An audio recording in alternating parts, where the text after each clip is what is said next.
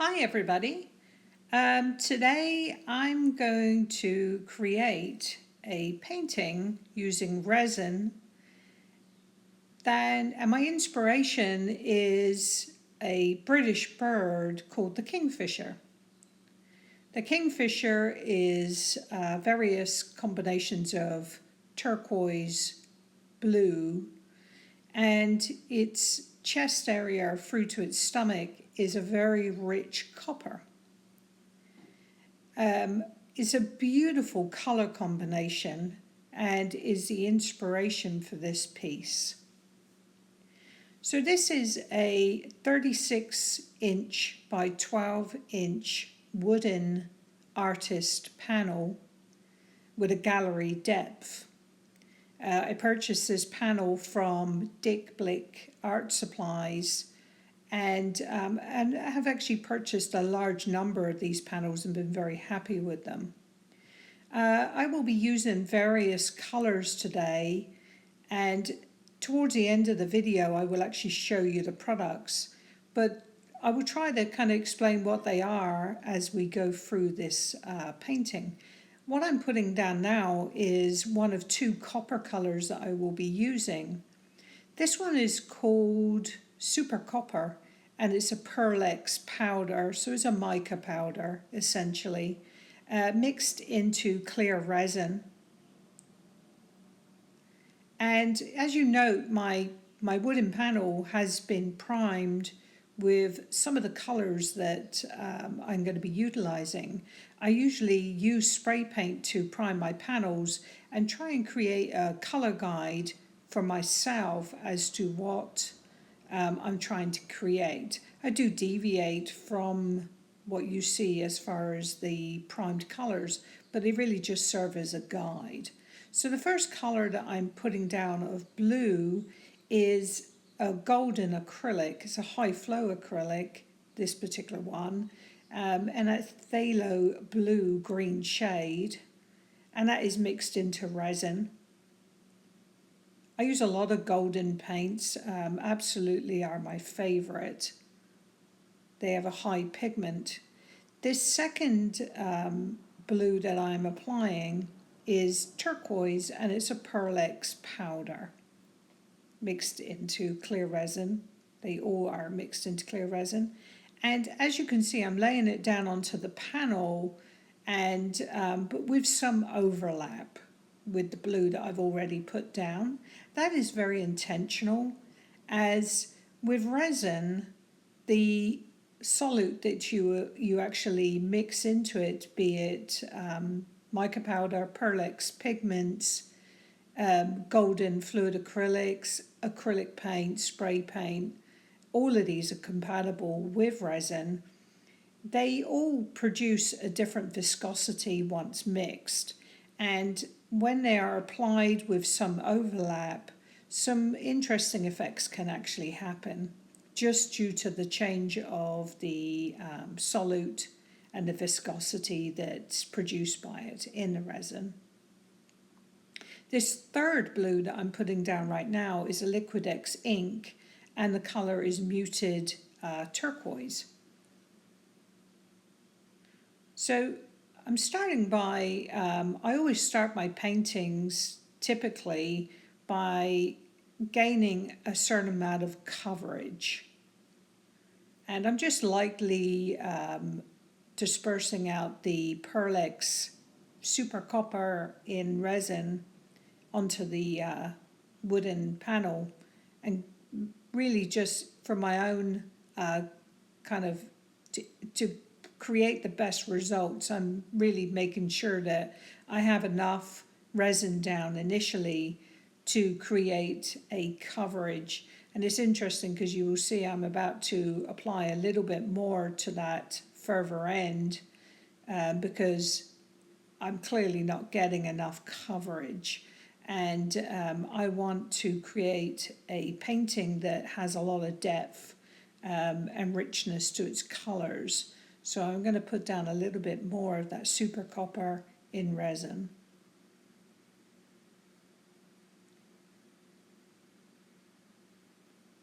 And once again, I am just smoothing it out to create a even coverage.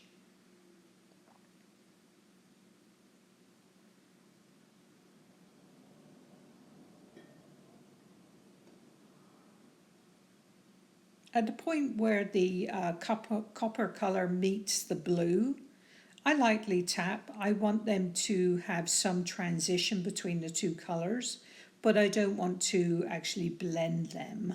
So I'm just kind of combining them lightly at that point. And I'm taking off some of that copper off of my gloves because although I do want transition of color at this point, I don't want copper to run into the blues. And if you note, I'm lightly tapping the resin, and that's because I want to maintain the various colors of blue, which are free in this piece. If I was to use more sweeping motions to make the coverage, I would end up blending those colors. And that is not what I am trying to do. I'm trying to transition them, but keep them somewhat defined and separate.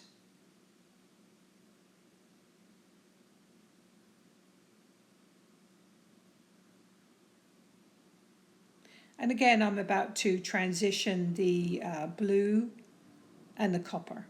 And I'm just tapping away, lightly combining. You'll note that I just introduced a little bit of blue to the copper because I don't want it to make it too predictable. I do want some transition.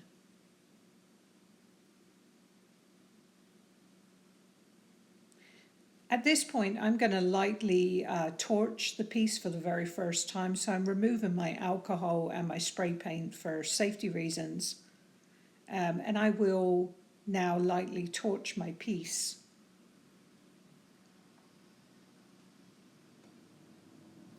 Once resin is torched, its true life cycle as far as workability begins. The viscosity will get thinner. It will be able to be moved around the canvas and create interesting effects once torched. However, by heating the resin, it will now speed up the curing process. And at this point, you really have about 20 minutes to truly complete this layer. So plan ahead. That's what I do. I rarely deviate from my plan too much because time constraints. Now, this second copper that I'm just about to introduce is a spray paint by Rustoleum, and it's called Sierra Mist. And that has been mixed into the resin also. It's interesting, this color, because I purchased it recently. I was commissioned to do a piece of art for a gift for a husband who was a Harley Davidson enthusiast.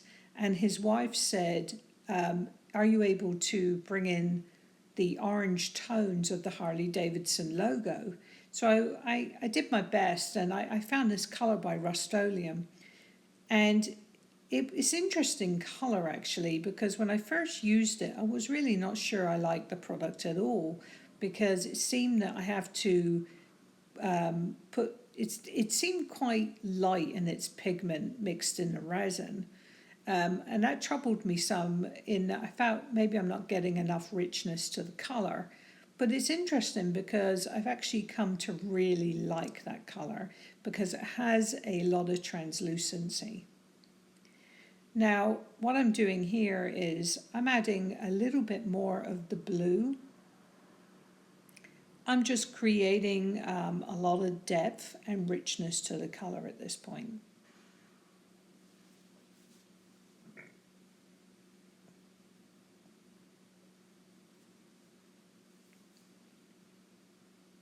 And as you can see with the copper at the end, the new copper is really just sitting there kind of floating on top of the other copper. They will be combined soon.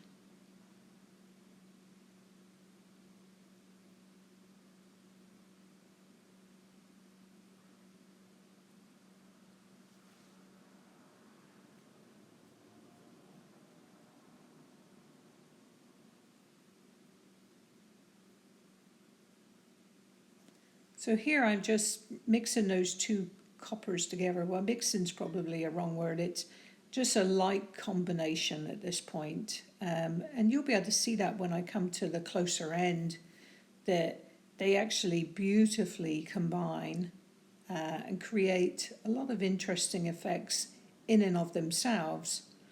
And I'm just blending it at the blue end. And I'm adding a little touch of blue to the copper because I'm always very mindful of making it too predictable. So I'm adding a little bit of blue. Now these two coppers are being combined with the same tapping motion as you've seen me use. They will naturally create effects because the solutes are very different.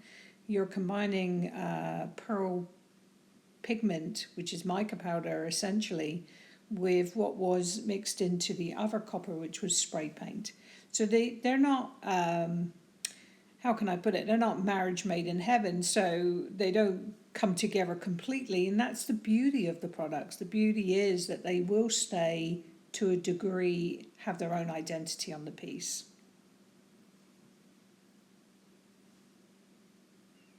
At this point I'm going to add some white, and I'm going to use titanium white gloss by Rustoleum, and I've sprayed that into the resin. And I'm adding a little bit of alcohol, 91% alcohol, just a few drips, because that will also change the viscosity of the white that I'm about to apply. Before I apply the white, I will actually put down a guide in clear resin, because what I've created is a barrier between the white and the colour underneath. And that will encourage the white to disperse out, kind of skating on the surface of the clear essentially. And what I'm doing here is, before I add the white onto the clear, I'm putting a little hint of the blue, and this is the Liquid-X ink. Because when I put the white on top of that, what I'm hoping is that when the white disperses out, I will actually create some interesting effects from underneath, in that the ink will come back subtly a little bit to the surface. And I'm adding a little bit of white throughout the piece here, just so that I don't end up with too many uniform lines. And I'm going to add a little bit into the copper also, because I don't want the piece to be too predictable.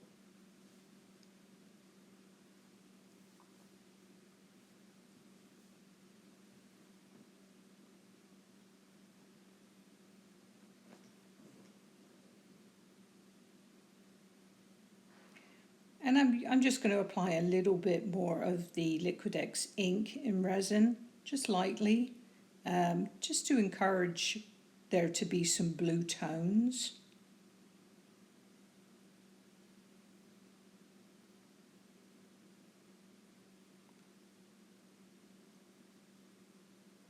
Many interesting effects are created in resin paintings by the layering of different colors, but a lot of the effects are also created by using various different solutes, such as ink combined with spray paint, as we see here.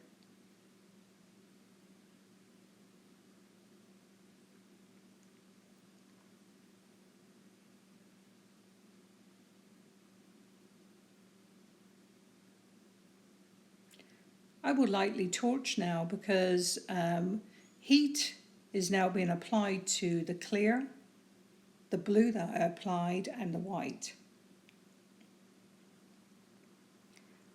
That will thin the viscosity and enable me to manipulate that layer.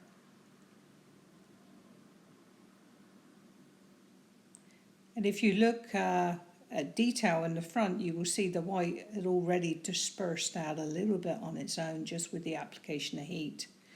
Now I'm moving to the other side of the canvas, and I'm actually going to use my heat gun.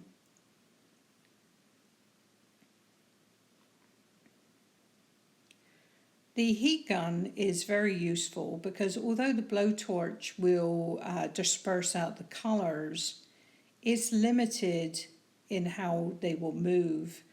Another method that can be used is to tilt the canvas at this point, and that would move the white and disperse it out.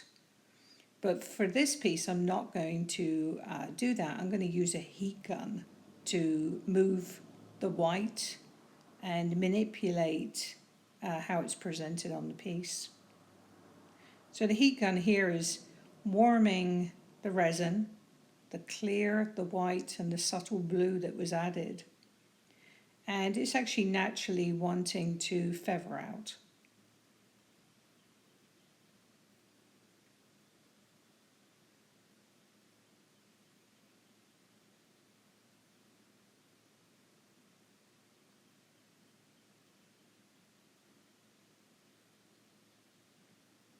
And the white and the subtle blue is really moving on the top of that clear resin, which is also now in a very liquid state.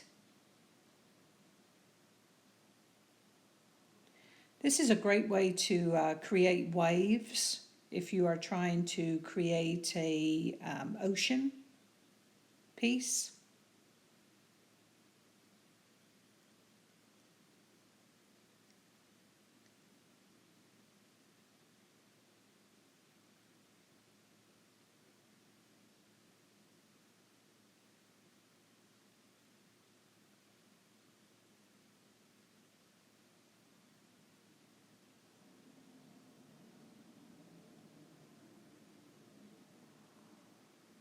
The richness of the blues is really beautiful, and towards the end of the video I will show you some close-ups.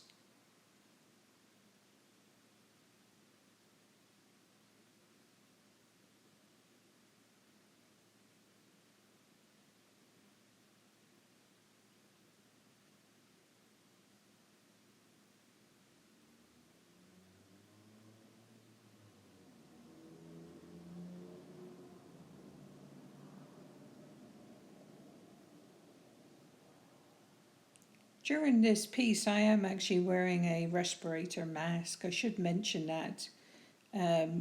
When you heat resin, it will produce vapors.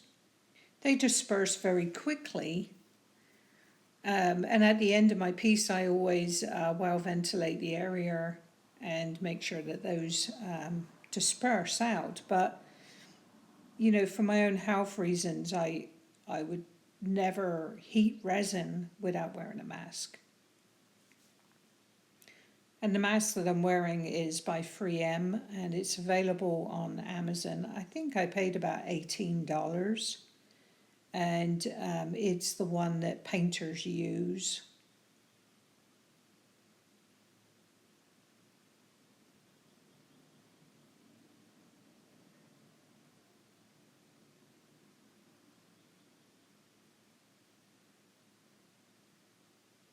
If you look at the forefront of the image, you'll see that the white at the bottom has continued to move out a little bit. It's still in quite a liquid state. That doesn't last very long, but while it's in that state, it is inclined to move.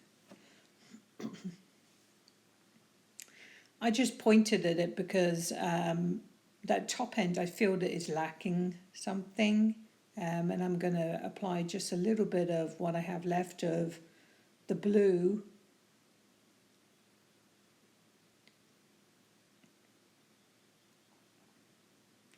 And I don't know if I mentioned this earlier in the video, but when you mix a solute such as acrylic paint, ink, spray paint, etc., there is a 10% rule that when mixing in resin, resin always has to constitute 90% of the volume. If you try to increase that, what will happen is you will speed up the curing process and it will become a gel and unusable within minutes. So using a popsicle stick, I am just lightly adding a little extra colour.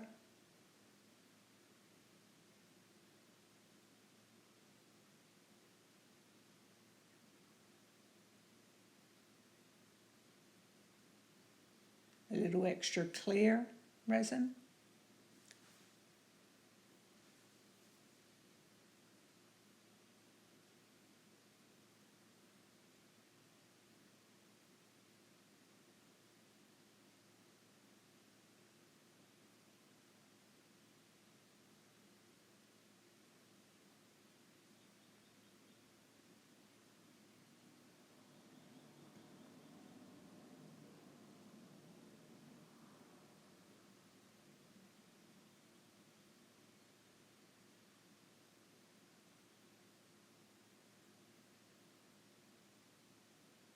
And onto the clear I'm adding a little bit of white just to add some interesting effects.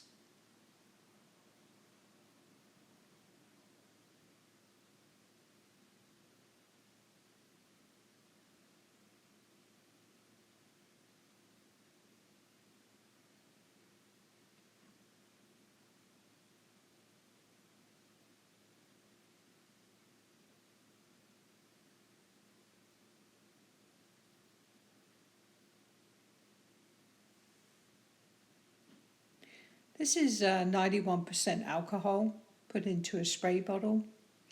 91% alcohol when sprayed onto resin in this state will naturally disperse colors and create some interesting effects.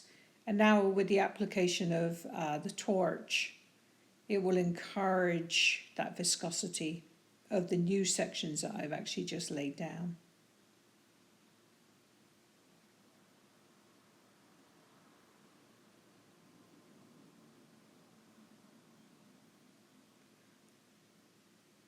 A little bit more alcohol. And that is sprayed directly onto the resin. It evaporates. Before the evaporation, though, it will have an effect on the white in that it will help disperse.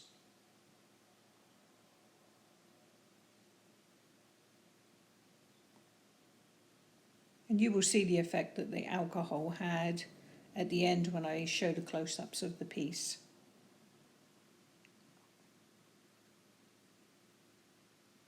And here I'm just encouraging the new colours that I've just put down to disperse out a little bit into the copper.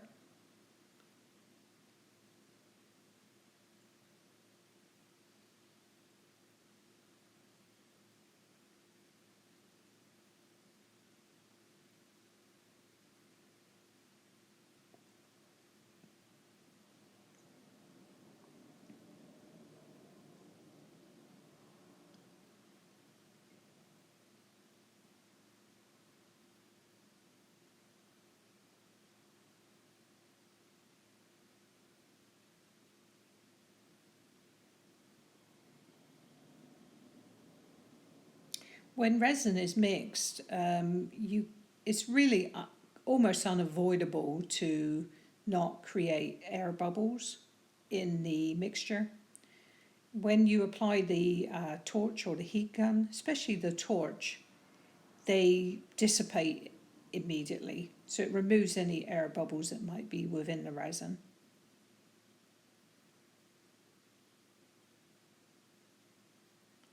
I'm just taking my excess resin here and applying it to the sides to kind of neaten them up. Some of the resin would have dripped down the sides and I will smooth that out. The majority of my artwork I have framed in what they call a floating frame. So the sides are only subtly visible. I have produced some art where I roll the painting kind of completely over the sides and make a finished piece. That's kind of easier said than done because as the viscosity of the resin it gets thinner with the heat, it's inclined to drip off the sides due to gravity, but you can create reasonable coverage.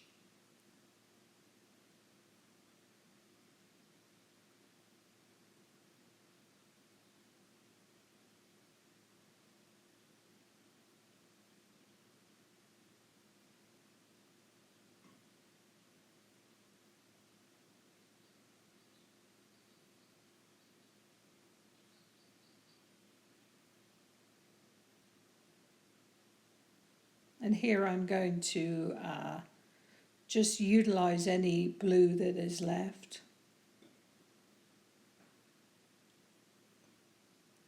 and apply it to the sides.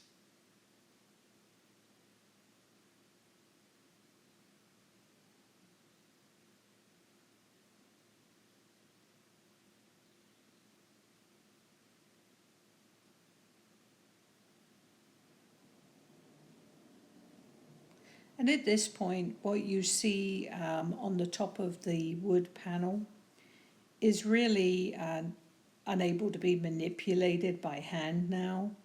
The surface now will be going into a gel state.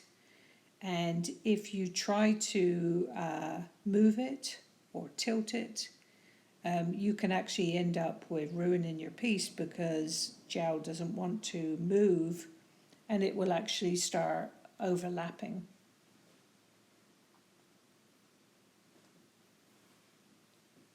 Before I start this process, this is my craft table that I use for this process, and it is perfectly level.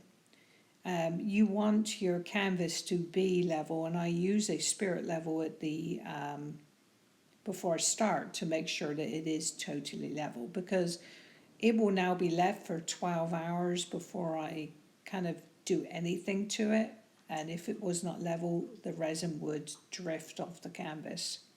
So I'm going to show you the products I used. That was Golden Fluid Acrylic, Phthalo Blue Green shade. This is Liquidex ink and it's muted turquoise. Pearlex pigment in turquoise also. And this is Super Copper and it's a Pearlex pigment also. That was the original copper that I placed on the canvas. For my white, I use Gloss White by Rustoleum spray paint. The second copper is Sierra Mist, also by Rustoleum spray paint.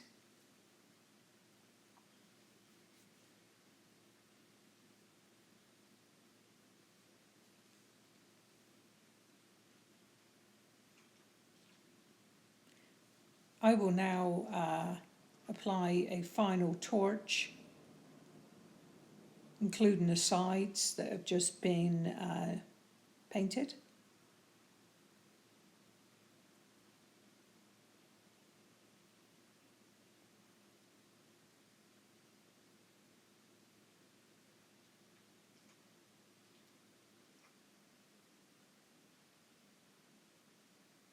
Down the side, lightly.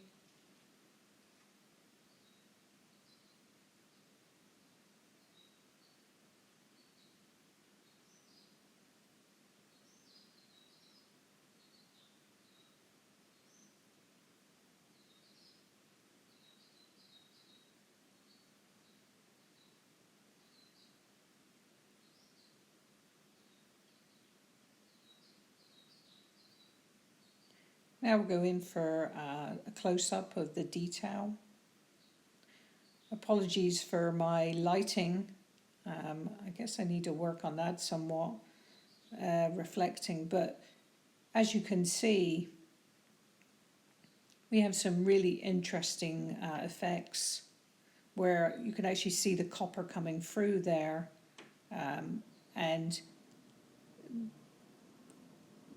the feathering out of the white with the holes, a lot of those holes are attributed to the inclusion of 91% alcohol and the blowtorch. And the feathering out process, it actually splits and creates some really interesting effects. And that subtle blue is the ink that I also applied. And because this is resin, this has a high gloss finish.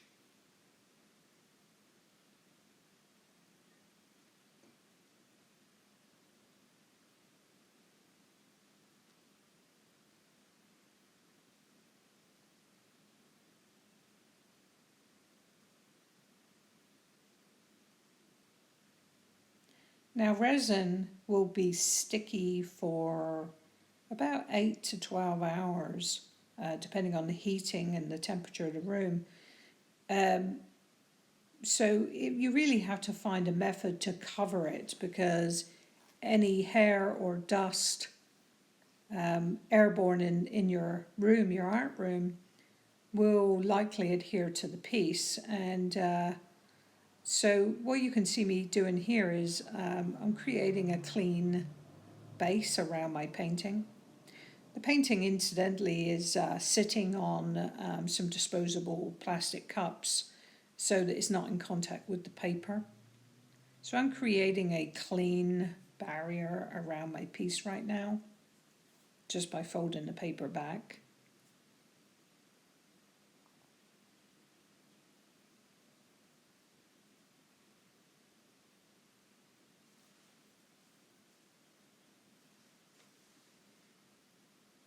I have another video where I show you how I made a cover for my paintings so that any airborne particles would not adhere.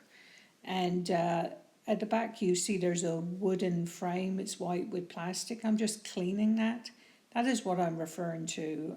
I created a rectangular square with some wood that I purchased at Home Depot, and then I covered it with table cover. But there is another video in relation to that. And I'm just making sure there's no obvious dust that's adhered to my cover. And then I will bring it down, and because I've created a clean base around my painting, it will not adhere. And it sits over my painting until it's cured, and I'm able to look it through the plastic and monitor its progress. So thanks guys for viewing, and please subscribe to my new YouTube channel. I kind of enjoy doing these videos, and I plan to do many more. And have a great day, and I hope you feel inspired.